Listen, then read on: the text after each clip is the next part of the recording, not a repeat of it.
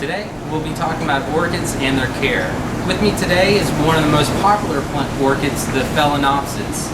Now the Phalaenopsis is native to southeastern Asia and it's an epiphytic plant, which means it's a plant that grows on other plants. In the jungle they use these aerial roots to attach themselves to the tree. Now the aerial roots are also used to absorb humidity from the air.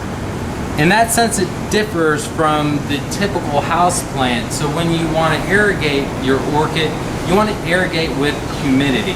The best way to achieve that is to place a drip tray at the bottom of your pot, fill it about 1/4 inch with gravel or pebbles, and then keep that tray full with water. And as that water evaporates, the roots absorb the humidity, and that's the best way to irrigate. Now when the orchid is actively growing in the spring and summer, you want to feed it weekly with a fertilizer that is high in nitrogen. Now that would be the first number in the 30-10-10, which is nitrogen, phosphorus, and potassium.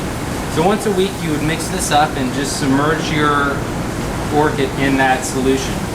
Now you don't have to worry about repotting your orchid until the material inside the pot starts to decompose or it just becomes too top heavy. Now when you want to repot it, you'll want to use the orchid mix, and there are several different mixes on the market. Here we'll have large pine bark and charcoal. The charcoal is used to help filter the water and keep the water a little cleaner.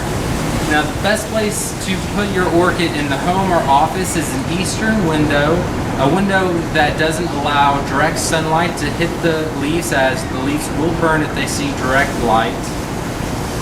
And you also want to be cautious about any air conditioning or heater vents that you put your orchid under.